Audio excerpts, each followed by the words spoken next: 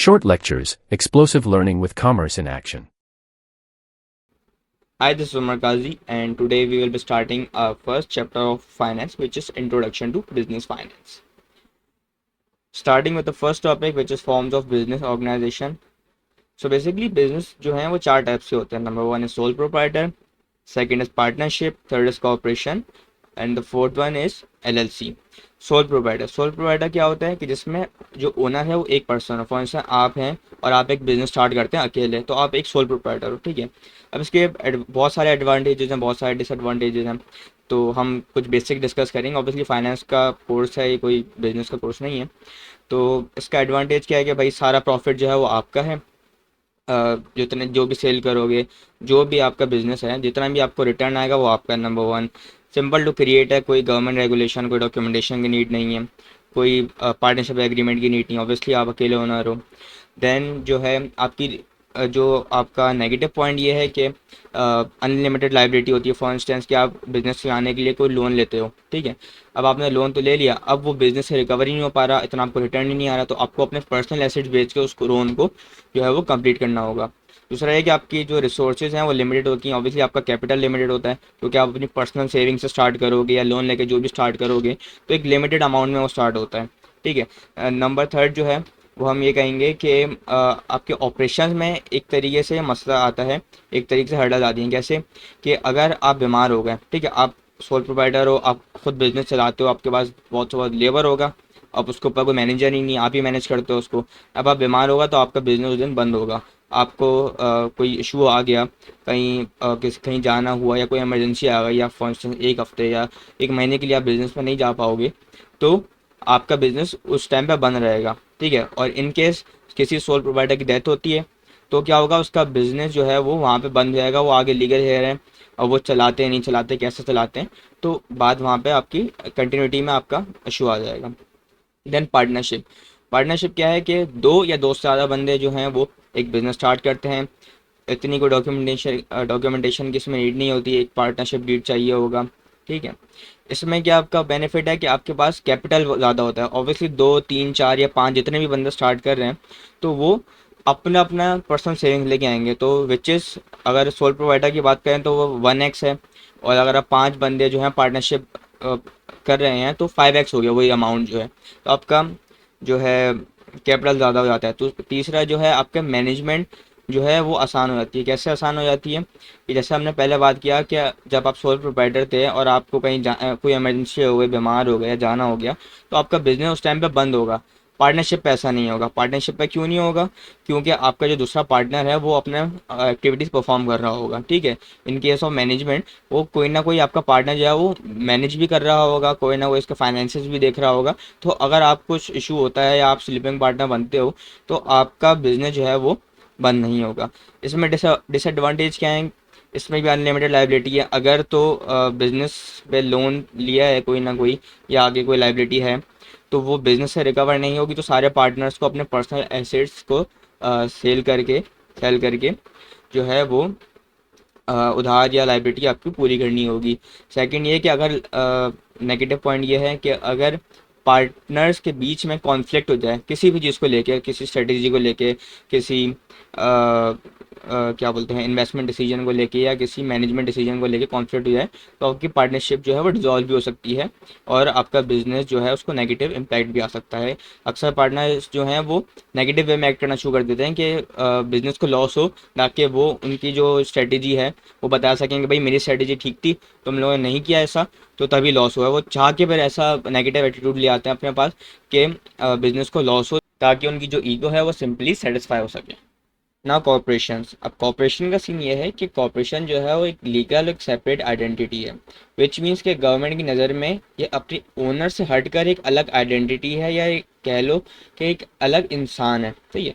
अब for instance कि company में कोई केस होता है, तो वो कंपनी के ऊपर, एक सेपरेट आइडेंटिटी के ऊपर केस होगा, वो ऐसा नहीं कि उसके ओनर के ऊपर केस होगा. सही है.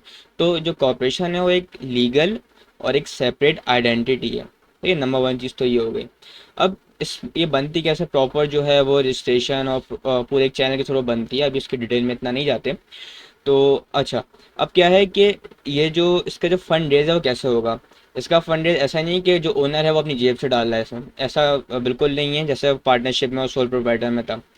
इसमें जो फंड रेज है वो थ्रू आईपीओ होगा या थ्रू जो जो भी उसके शेयर्स हैं उनको ट्रेड करके होगा, ठीक है। अब एक कंपनी रजिस्टर होती है, वो सबसे पहले अपना आईपीओ जो है इशू करती है, इनिशियल पब्लिक ऑफरिंग, जिसमें जो है पहली दफ़ा उसके शेयर जो है मार्केट में बिकेंगे। जब वो मार्केट में बिकेंगे तो उसका फंड रेज होगा। फंड रेज होगा तो वो आगे जो है कहीं ना कहीं इन्वेस्ट करेगी, ठीक है। नंबर वन चीज़ कि फंड रेज कैसे होगा। अब इसके ओनर कौन है? जो फंड रेज में हेल्प करेंगे, जो पैसा लगाएंगे, जो उसके शेयर्स खरीदेंगे, चाहे वो 1 शेयर हो या 10 लाख शेयर हो, ठीक है।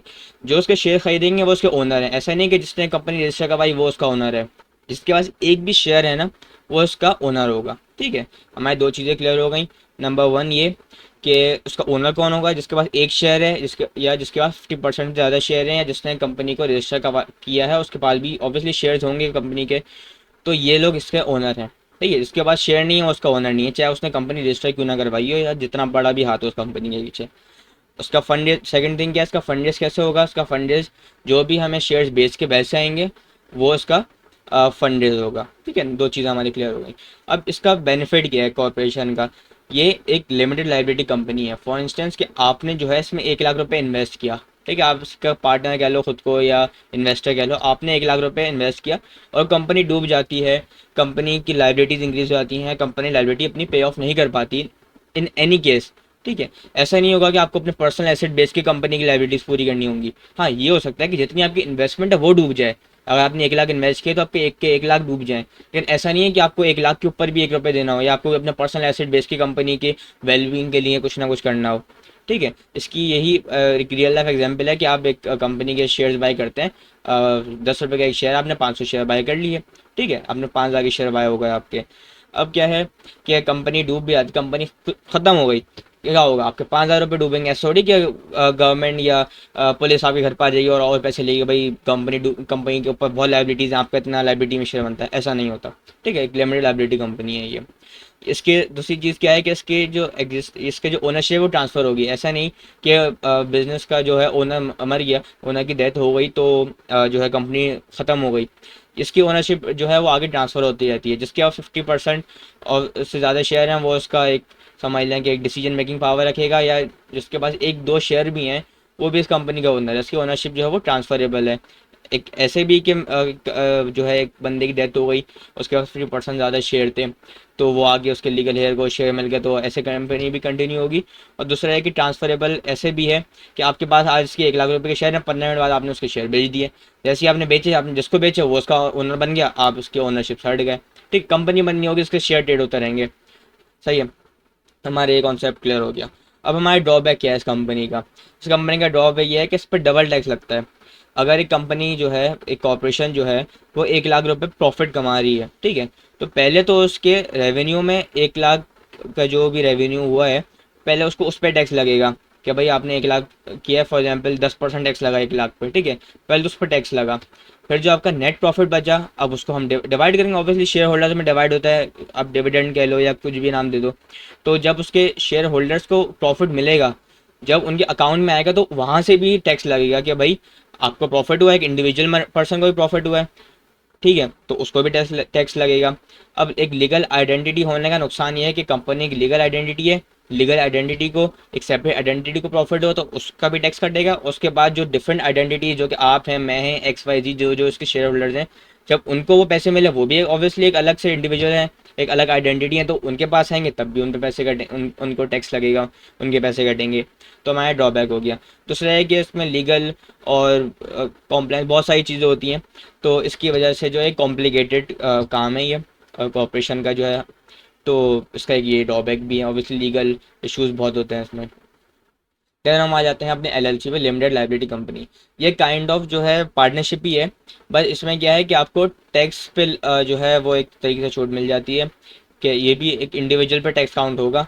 फॉर एग्जाम्पल आपकी कंपनी ने जो है वो वही 2 लाख 1 लाख रुपए का प्रॉफिट किया है, उस पर आपको टैक्स नहीं लगेगा, कंपनी के रेवेन्यू पे या नेट प्रॉफिट पे आपको टैक्स नहीं लगेगा। जब वो पैसे इंडिविजुअल को उनके अकाउंट में आएंगे एज अ प्रॉफिट, तो ही उस पर टैक्स कटेगा, ठीक है। एज एन इंडिविजुअल आपकी जो भी अर्निंग होती है उस पर टैक्स हटेगा, लेकिन कंपनी के नेट प्रॉफिट पे कोई टैक्स नहीं होगा, विच मीन्स कि एक ही दफ़ा इसमें टैक्स हटेगा और आपको टैक्स की तरीके से इसमें छूट मिल गई। Then why corporation dominate, corporation क्यों डोमिनेट करती हैं? नंबर वन चीज़ ये है कि मैसिव कैपिटल स्केल, इनका जो कैपिटल है, फंड रेज है, वो बहुत मैक्सिमम, बहुत एक मैसिव स्केल पे होता है। क्यों? क्योंकि हमने बात की कि भाई कंपनी जो है वो आईपीओ के थ्रू या शेयर ट्रेड करके या और शेयर इशू करके जो है वो अपने फंड रेज करती है। तो शेयर ऐसा नहीं कि 2 शेयर 10 शेयर कर रही है, वो मल्टीपल थाउजेंड जो है वो शेयर इशू करती है, उसके ऑब्वियसली जो है अच्छी खासी जो है फंड रेज हो जाता है उससे। जैसा कि हमने पहले बात की, सोल प्रोप्राइटर में एक बंदा अपनी पर्सनल सेविंग डाल रहा है, पार्टनरशिप में 2 4 5 6 बंदे अपनी पर्सनल सेविंग डाल रहे हैं, तो उनका कैपिटल ज़्यादा रेज होगा। इनका कैपिटल क्यों इतना ज़्यादा रेज होगा कि मिलियंस ऑफ शेयर्स हैं और जो है थाउजेंड्स और हंड्रेड्स ऑफ पीपल जो है अपनी अपनी पर्सनल सेविंग जो है उसमें इन्वेस्ट कर रहे हैं, तो इनका ऑब्वियसली इनका स्केल जो है वो बहुत ज़्यादा हो गया। सेकेंडली ये अपना फंड रेज जो है वो डिबेंचर्स इशू करके या लॉन्ग टर्म बॉन्ड इशू करके जो फंड रेज कर सकते हैं। इसका क्या मैकेनिज्म होता है कि फॉर एग्जांपल डिबेंचर जो है वो एक तरीके से लोन हो गया, लोन फ्रॉम बैंक नहीं, लोन फ्रॉम इंडिविजुअल्स। बॉन्ड भी और डिबेंचर भी, इसका भी सेम सीन है कि आपने जो है डिबेंचर इशू कर दिया। अब क्या है कि जिसने वो डिबेंचर खरीदे या जिसने आपको एक तरीके से लोन दिया, तो उसको आप जो है डिफरेंट डिफरेंट वो वेज होते हैं उनको रिटर्न देने के, वो हम आगे पढ़ेंगे। एक तो ऊपर से बता देता हूँ मैं आपको कि आपने जो है उनको उनसे उधार ले लिया, अब आप उनको जो है वो हर महीने या हर साल जो आप उनको इंटरेस्ट देते रहते हो उनके अमाउंट पे। तो एक ये हो गया, उनको भी फ़ायदा ही क्या होगा, उनको इंटरेस्ट मिल रहा है, आपको फ़ायदा क्या होगा कि आपको टाइम पे पैसे मिल गए। ठीक है। ये ऐसा भी होता है कि मंथली या ईयरली इंटरेस्ट देते हैं, ये ऐसा भी होता है कि जब उनका कैपिटल अमाउंट जो कि उनका प्रिंसिपल अमाउंट है वो वापसी करते हैं तो उसके ऊपर एक साथ ही इंटरेस्ट लगा के दे देते हैं। फॉर एग्जाम्पल 1 लाख रुपए किसने दिए हैं, उसको 1.5 लाख रुपए देती है। ठीक है। वो different different types of bonds और डिबेंचर्स हैं, हम उसको आगे पढ़ेंगे। देन इसकी सेकंड थिंग क्या है कि मार्केट लिक्विडिटी होती है। ठीक है। अब कैसे, अब फॉर इंस्टेंस आपने या मैंने इसके जो है फंड रेज में किसी ना किसी तरीके से कंट्रीब्यूट किया, हमने जो है इसके शेयर्स खरीद लिए। ठीक है। हमने शेयर खरीदे, इसका फंड रेज हो गया आईपीओ के थ्रू या किसी भी मार्केट शेयर ट्रेड करके हमने जो है वो इसके शेयर ले लिए। अब हम इसके शेयर क्यों लेंगे? क्योंकि हमें पता है कि भाई हम कभी भी बेच सकते हैं, हमारे पास लिक्विडिटी। ऐसा नहीं थोड़ी है कि हम 1 लाख रुपए लगा के हम फंस गए कि भाई ज़िंदगी भर के लिए या 10 साल के लिए फंस गए, ऐसा तो नहीं है। हमने आज शेयर लिए, मैं 15 मिनट बाद बेच सकता हूँ, मैं अगले दिन बेच सकता हूँ, मैं एक हफ्ते बाद बेच सकता हूँ। तो मैं ओपनली इन्वेस्ट करूँगा। ठीक है। मैं ओपनली इन्वेस्ट करूँगा, शेयर होल्डर जो है या इन्वेस्टर जो ओपनली इन्वेस्ट करे खुल के, भाई कोई टेंशन ही नहीं, कभी भी लिक्विडेट कर सकता हूँ मैं इस एसेट को। तो क्या होगा, जब ऐसे इन्वेस्टमेंट आएगी तो उनका मैसिव कैपिटल स्केल जो है वैसे ही अचीव हो जाएगा। वेल्थ मैक्सिमाइजेशन में कंपनी जो है, जो कॉर्पोरेशन है, वही देखती है कैसे वो अपने ओनर्स या अपने शेयर होल्डर्स को बेनिफिट दे सके। वो ऐसी जगह इन्वेस्ट करती है कि जहाँ से रिटर्न ज़्यादा हो, जहाँ के एक्सपेक्टेड रिटर्न ज़्यादा हो। ठीक है। ताकि ऑब्वियसली कंपनी को प्रॉफिट हो तो वो डिविडेंड दे सके अपने शेयर होल्डर्स को। उससे क्या होगा कि शेयर होल्डर्स को फ़ायदा होगा, शेयर होल्डर को फ़ायदा होगा तो वो और इन्वेस्ट करेंगे तो कंपनी के पास और फंड्स होंगे, और फंड से वो और जगह इन्वेस्ट कर सकती है, और जगह वो प्लांट लगा सकती है, और फिर ऑब्वियसली हज़ार तरीके से इन्वेस्टमेंट्स होती हैं, तो वो हर डिफरेंट सेगमेंट में जा सकती है। सो ऐसे जो है ये तीनों लिंक होके एक कॉर्पोरेशन को डोमिनेटिंग पोजीशन पे लेके आती हैं, और इनके कलेक्टिव बिहेवियर से कॉर्पोरेशन जो है वो डोमिनेट करती हैं over other business organizations or other types of businesses. Now is the beginning of the finance. So the next topic of our is foundation of financial management. Scope of corporate finance या scope of finance भी कह सकते हैं। तीन हमारे जो हैं pillars होते हैं या तीन स्कोप होते हैं फाइनेंस के। Number 1 investment decision, number 2 financing decision, number 3 dividend decision. Investment decision में हम ये देखते हैं कि एनपीवी, आईआरआर या पे बैक्स, हम ये कैलकुलेट करते हैं कि जब हम इन्वेस्ट कर रहे हैं वहाँ से रिटर्न उतना आएगा इतना हमारी इन्वेस्टमेंट की वर्थ है, या फिर हमारे जो डिफरेंट प्लेटफॉर्म होते हैं इन्वेस्टमेंट के, फॉर इंस्टेंस अब प्लेटफॉर्म ए, प्लेटफॉर्म बी, प्लेटफॉर्म सी। ठीक है। अब हमें इनमें डिसाइड करना है कि हमें किस पे ज़्यादा रिटर्न आएगा, ए बी सी। तो हम आईआरआर, एनपीवी या फिर पे बैक कैलकुलेट करते हैं तीनों का, और उससे हम इस पॉइंट पे आते हैं कि कौन सा वाला प्रोजेक्ट जो है वो हमें ज़्यादा प्रॉफिट दे रहा है। ठीक है। जो हमें ज़्यादा रिटर्न देगा हम उसमें इन्वेस्ट करेंगे। तो इन्वेस्टमेंट डिसीजन में क्या होता है कि हमें कहाँ इन्वेस्ट करना है ताकि हमारी जो वेल्थ जो है वो मैक्सिमाइज हो सके और हमें जो है वो रेवेन्यू अच्छा जनरेट हो सके और हमारा रिटर्न इंक्रीज हो सके। रिटर्न तो फॉर इंस्टेंस कि तीनों ऑप्शन में आ रहे हैं, लेकिन कहाँ पे हमें मैक्सिमम रिटर्न आएगा हम वहाँ पे इन्वेस्ट करेंगे। नंबर वन चीज़। Number second, financing decision. हम इसमें हम ये देख रहे हैं कि हमने जहाँ इन्वेस्टमेंट करना है उधर के लिए हम फाइनेंसिंग कैसे करेंगे, ठीक है। फॉर इंस्टेंस हमें जो है वो एक प्लांट लगाना है या एक फैक्ट्री लगानी है, ठीक है। हमने तो डिसीजन ले लिया कि भाई ये वाली फैक्ट्री फला फला जगह हमने लगानी है, XYZ जो हमारा स्पॉट है वहाँ पे हमने ये फैक्ट्री लगानी है, ठीक है। हमारा इन्वेस्टमेंट डिसीजन हो गया। अब भाई अब फैक्ट्री को लगाने के लिए पैसे कहाँ से आएंगे, तो अब हम फाइनेंसिंग डिसीजन में ये डिसाइड करते हैं कि हम इसको फाइनेंस कैसे करेंगे। हम लोन लेंगे बैंक से, हम जो है फर्दर शेयर जो है वो इशू करेंगे, हम डिबेंचर्स या फिर बॉन्ड्स लेंगे। हम किस तरीके से जो है उस प्रोजेक्ट को फाइनेंस करेंगे, सिंपल। चाहे आप शेयर्स लेके करो, शेयर्स बेच के करो, अपने कोई एसेट बेच के करो, ठीक है, अपने रिटेन अर्निंग से इन्वेस्टमेंट करो, या फिर आप लोन लेके इन्वेस्टमेंट करो। फाइनेंसिंग डिसीजन में जो हमारा फाइनेंस मैनेजर है वो डिसाइड करेगा, हमारी टीम जो है वो डिसाइड करेगी कि इन्वेस्टमेंट फाइनेंसिंग कहाँ से करनी है, ठीक है। Dividend decision. अब हमने इन्वेस्टमेंट डिसीजन ले लिया, हमने उसको फाइनेंस करके जो है वो प्लांट या जो भी हमारा जहाँ भी हमने इन्वेस्टमेंट करी थी वो हमने कर ली, ठीक है। अब हमें उससे रिटर्न भी आ गया। हमें जब वो रिटर्न आ गया और सारे टैक्स वैक्स का काट के नेट प्रॉफिट हमारा आ गया, अब डिविडेंड डिसीजन में हम डिसाइड करेंगे कि हमने डिविडेंड कितना देना है और कैसे देना है, ठीक है। हमने पहले तो ये चीज़ देखनी है कि भाई डिविडेंड क्वार्टरली देना है, ईयरली देना है, कैसे देना है। नंबर सेकंड चीज़ हमने देखनी है कि हमें डिविडेंड कितना देना है, ठीक है। फॉर इंस्टेंस हमारे पास 1 लाख रुपए का हमें जो है वो प्रॉफिट हुआ, ठीक है। हमें नेट प्रॉफिट 1 लाख रुपए का हुआ। अब हमें देखना है कि भाई हम पूरा का पूरा डिविडेंड देते हैं अपने शेयर होल्डर्स को, या फिर इसमें से 20,000 डिविडेंड दें, बाकी 80,000 जो है हम रिटेन अर्निंग में रखें, ताकि फ्यूचर में हमें इन्वेस्टमेंट करनी हो या फ्यूचर में हमें आगे किसी प्लांट की रिपेयरिंग हो या बहुत सारी चीज़ें बिजनेस एक्सपेंसेस होते हैं, तो हमें ऑब्वियसली फंड्स की नीड पड़ेगी। तो हम उस रिटेन अर्निंग से फर्दर इन्वेस्टमेंट या फर्दर कहीं भी हमें फंड्स नीड पड़ती है तो हम वहाँ जो है उसको री इन्वेस्ट करेंगे। तो हम डिविडेंड डिसीजन में देखते हैं कि हमें कितना डिविडेंड देना है और कितना हमें रिटेन अर्निंग अपने पास रखनी है। Profit versus wealth maximisation. अब प्रॉफिट मैक्सिमाइजेशन क्या है कि एक साल का या एक फिजिकल ईयर का जो भी हमारा प्रॉफिट है वो हमारा प्रॉफिट मैक्सिमाइजेशन में आता है, ठीक है। अब इसका इशू क्या है, ये शॉर्ट टर्म में देखा जाता है, ऑब्वियसली 1 साल का है तो शॉर्ट टर्म ही है। और दूसरा ये कि इसकी कुछ लिमिटेशन है। नंबर वन ये कि हम सेल्स करते हैं लेकिन हम ऑन अकाउंट करते हैं, तो सेल्स की हमारी बुक में तो रिकॉर्ड हो गए सेल्स हो गए, लेकिन ऑन अकाउंट ही उसके बदले का हमारे पास कैश ही नहीं है, वो अकाउंट सेल बढ़ गया हमारा, ठीक है। नंबर वन चीज़ तो ये। This goes on other side भी क्या कि मैनेजर को जो है वो प्रॉफिट मैक्सिमाइजेशन में बोनस, एप्रिसिएशन या कोई ना कोई जो है वो रिटर्न मिलता है, ठीक है, चाहे उसकी तारीफ हो या कुछ भी हो। तो क्या होता है, मैनेजर अक्सर मैनिपुलेशन ये क्या करता है कि वो हमारी सेल्स जो हैं वो तो हैं, हमारे एक्सपेंसेस को कम दिखाता है। कैसे कम दिखाता है, वो जो हमारे एक्सपेंसेस हैं उनको अगले साल में डाल दिया एज अ लाइबिलिटी, ठीक है। इस साल के एक्सपेंसेस पे नहीं किए, उनको अगले साल as a liability account book में शो करवा दिया। और जैसे ही हमारे एक्सपेंसेस कम होंगे हमारा प्रॉफिट ऑटोमेटिकली बढ़ जाएगा, क्योंकि प्रीवियसली मैं बता चुका हूँ प्रॉफिट का फॉर्मूला क्या है, सेल्स माइनस ऑपरेटिंग एक्सपेंसेस। हमारा एक ऑपरेटिंग एक्सपेंस एलिमिनेट हो गया, एक या मल्टीपल या कुछ हमारा अमाउंट ही एक्सपेंसेस का एलिमिनेट हो गया, हमारा प्रॉफिट वैसे ही इंक्रीज हो गया, ठीक है। हमारे दो लिमिटेशन।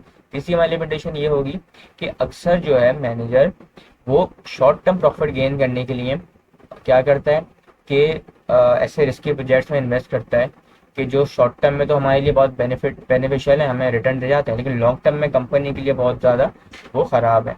इसके एक एग्जांपल लेते हैं कि अगर कोई मैनेजर अगर आप या कोई बंदा फाइनेंशियल मैनेजर है किसी कंपनी में जो कि कोई ना कोई कमोडिटी बनाती है।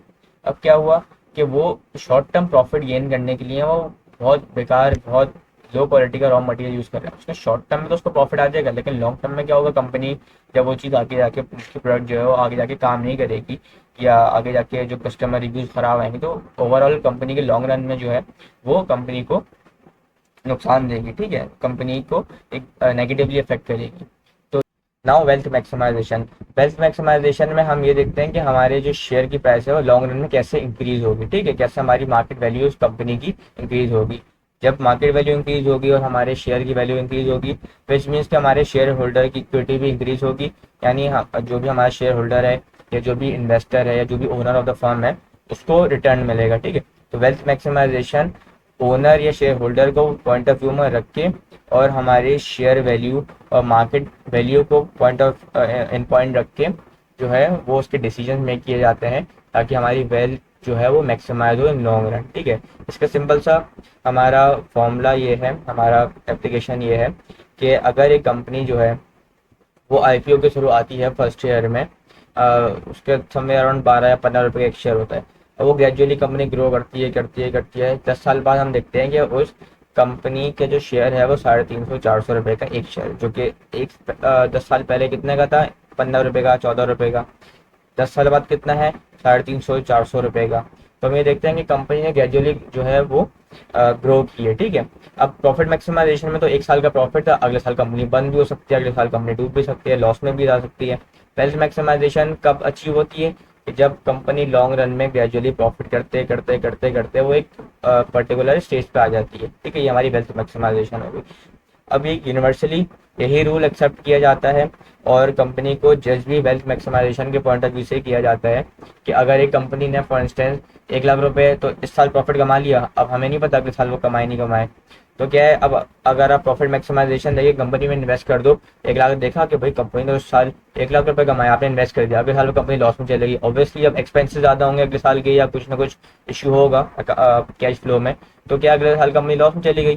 ठीक है, तो आपका पैसा डूब गया। अब वेल्थ मैक्सिमाइजेशन में क्या होगा, आपका पीछे पूरी रिपोर्ट है कि भाई 10 साल से कंपनी जो है वो प्रॉफिट कर रही है विच में आगे भी ग्रो करेगी। ऐसा नहीं कि 10 साल प्रॉफिट करके एकदम जो है वो डाउन हो जाए, तो आगे भी ग्रो करेगी, तो आप फिर उसमें इन्वेस्ट करते हो और फंड रेज होता है, कंपनी जो है वो आगे और इन्वेस्टमेंट करती है। इससे क्या होता है, ओवरऑल हमारा शेयर होल्डर इक्विटी इंक्रीज होती है, कंपनी की वैल्यू इंक्रीज होती है और कंपनी की मार्केट वैल्यू इंक्रीज होती है। इसमें जो है हम बात कर चुके हैं स्ट्रेंथ में, वही है कि हमारी लॉन्ग टर्म सस्टेनेबिलिटी और उसके प्रॉफिट्स पे देखा जाता है कि लॉन्ग रन में जो है कोई प्रोजेक्ट फॉर इंस्टेंस के अभी एक साल में तो लॉस में है, लेकिन हमें पता है कि 2-3 साल बाद जाके ये इन्वेस्टमेंट जो है हमें रिटर्न देगी, ज़्यादा रिटर्न देगी मार्केट कंडीशन के हिसाब से, तो हम लॉन्ग टर्म प्रोजेक्ट्स में इन्वेस्ट करते हैं। ठीक है, हमारे जो इन्वेस्टमेंट्स हैं वो 2 तरह की होती हैं, कुछ लिमिटेड जो है वो सेफ इन्वेस्टमेंट्स होती हैं कि ऑब्वियसली हर चीज़ तो रिस्क में ही ला सकते हैं, और मेजॉरिटी ऑफ द पोर्शन जो है वो रिस्की इन्वेस्टमेंट्स पे होता है। Risky investments means high return. ठीक है, the more the risk the higher the return, simple सा फॉर्मूला है। तो हम ऑब्वियसली जब रिटर्न आएगा तो शेयर होल्डर इक्विटी वैसे ही मैक्सिमाइज होगी, तो लोग इन्वेस्ट करेंगे, रिटर्न ज़्यादा होगा, डिविडेंड भी मिलेंगे और फर्दर इन्वेस्टमेंट्स को आप जो है वो अटैच करोगे और आपके जो है मार्केट वैल्यू, शेयर वैल्यू भी ओवर द टाइम इंक्रीज होगी। इस चैप्टर में हमारे 2 ही न्यूमेरिकल्स हैं। Number 1 wealth, share holder wealth, जो कि अभी हम पीछे वेल्थ मैक्सिमाइजेशन पढ़ चुके हैं। शेयर होल्डर वेल्थ क्या है, number of outstanding shares into the value of share. Outstanding shares कितने हैं, 1,100,000 हमारे आउटस्टैंडिंग शेयर्स हैं, इनटू प्राइस कितने 50 रुपीज़, तो 100 × 50 50 लाख जो है हमारे 50 लाख है, हमारा रिजल्ट आ गया। फिर हमारा रिटेन अर्निंग का फॉर्मूला मैं पहले ही बता चुका हूँ। रिटेन अर्निंग क्या है, हमारी जो भी इनकम हुई है, इनकम में से हम डिविडेंड माइनस करेंगे जो बल्कि रिटेन अर्निंग। क्वेश्चन में क्या है, नेट इनकम 5 लाख, इनकम कितनी है 5 लाख है, फिर से हमने 1.5 लाख के डिविडेंड्स 150 के जो है डिविडेंड्स माइनस करके जो बच गया हमारा रिजल्ट, ये हमारे रिटेन अर्निंग आ गई। Now agency problem. अब एजेंसी प्रॉब्लम एक बहुत मेजर कंसर्न है, बहुत मेजर इशू है एक फर्म में या फाइनेंस में। ठीक है, एजेंसी प्रॉब्लम कब अकर होती है, जब ओनर और मैनेजर के बीच में कॉन्फ्लिक्ट ऑफ इंटरेस्ट हो। कैसे, ओनर बोलता है, जो कि शेयर होल्डर है, बोलता है भाई वेल्थ मैक्सिमाइजेशन हो मेरी, जो शेयर मेरा आज 50 रुपए का हो आगे जाके 500 रुपए का हो जाए, तो जो भी मैनेजर है वो ऐसे इन्वेस्टमेंट करे लॉन्ग रन कि हमें लॉन्ग रन में जाके प्रॉफिट हो। ठीक है, जो कि अभी हमने पीछे बात की वेल्थ मैक्सिमाइजेशन में। लेकिन जो हमारा फाइनेंस मैनेजर है या जो भी सीईओ मैनेजर है फर्म का, वो बोलता है कि भाई वेल्थ मैक्सिमाइजेशन मुझे क्या, मुझे तो बोनस प्रॉफिट मैक्सिमाइजेशन में मिल रहा है कि भाई इस साल जितना प्रॉफिट आएगा मुझे उतना बोनस मिलेगा। हर कंपनी में होता है कि भाई जितनी सेल्स आती है उतनी सेल्स गाय या सेल्स टीम को या व्हाट्सएवर मैनेजर को जो है वो उतना ज़्यादा बोनस मिलता है, तो वो काम करता है प्रॉफिट मैक्सिमाइजेशन पे। वो लॉन्ग रन में इन्वेस्ट ही नहीं करता, वो शॉर्ट रन में इन्वेस्ट करता है। जो जो हमने पीछे प्रॉफिट मैक्सिमाइजेशन में पढ़ा वो ट्रिक्स करता है और वो एक साल का प्रॉफिट ज़्यादा दिखा देता है, उस पर उसको बोनस मिल जाता है। अब उसका क्या है कि भाई कंपनी अगले साल डूबे, अगले साल लॉस में जाए, जो उसकी मार्केट वैल्यू है, शेयर होल्डर की इक्विटी है, या शेयर की जो प्राइस है वो नीचे गिरा, उसका मकसद थोड़ी है। वो बोलता है प्रॉफिट मैक्सिमाइजेशन, मुझे प्रॉफिट में जाऊँ। जो हमारा ओनर है वो बोल रहा है कि भाई वेल्थ मैक्सिमाइजेशन हो, वेल्थ इंक्रीज हो फर्म की, मुझे ही प्रॉफिट हो, सिंपल। तो कॉन्फ्लिक्ट ऑफ इंटरेस्ट कब होता है कि जब सॉरी एजेंसी प्रॉब्लम कब होती है कि जब हमारा मैनेजर वर्सेस शेयर होल्डर या फिर ओनर का कॉन्फ्लिक्ट ऑफ इंटरेस्ट हो जाए। तो इस मीन्स कि हमारा profit maximisation versus wealth maximisation हो जाए। अब इसका एक हल होता है। इसका हल क्या है कि आप नंबर वन चीज़ तो क्या है कि ट्रांसपेरेंसी ले आओ, अकाउंटेबिलिटी ले आओ, ठीक है। आप प्रॉपर एक चैनल आपका बना हुआ है और ट्रांसफर मैनेजर को पता है कि मैं कुछ ना कुछ करूंगा ब्लेंडर तो मैं पकड़ा जाऊंगा। नंबर वन चीज़ तो ये हो गई। नंबर टू चीज़ ये कि आप मैनेजर को ही ओनर बना दो। कैसे? उसके ही कहीं ना कहीं इन्वॉल्वमेंट या उसको कुछ बोनस शेयर दे दो। ऑब्वियसली बोनस तो उसको मिलेगा प्रॉफिट मैक्सिमाइजेशन पे, तो वो इन टर्म्स ऑफ कैश नहीं, इन टर्म्स ऑफ आप जो है वो उसको वो शेयर्स दे दो, ठीक है। अब जब वो शेयर होल्डर बनेगा तो वो उसके इंटरेस्ट और ओनर के इंटरेस्ट अलाइन होंगे आपस में। जब वो इंटरेस्ट अलाइन होंगे तो वो प्रॉफिट मैक्सिमाइजेशन से हटके वेल्थ मैक्सिमाइजेशन में जाएगा, जो कि फर्म का और जो कि ओनर्स का गोल है। तो यहाँ पे हमारी एजेंसी प्रॉब्लम जो है रिजॉल्व हो जाएगी, ठीक है। फर्दर नोट्स हैं, ऑब्वियसली एक्सप्लेनेशन थी, इधर कोई नोट्स तो मैंने प्रेजेंट नहीं किया। जो उसके नोट्स हैं वो नीचे लिंक में मेरी वेबसाइट पे या फिर मेरा व्हाट्सएप ग्रुप है, तो वहाँ पे आप ज्वाइन कर लें तो आपको वहाँ पे प्रॉपर पीडीएफ नोट्स भी मिल जाएंगे। और वेबसाइट जो है इंशाल्लाह मैं अपडेट कर दूंगा अपनी यहाँ पे यूट्यूब पे, तो आपको जो है वेबसाइट पे भी मेरे फ्री नोट्स मिल जाएंगे। Thank you for watching, have a nice day, bye.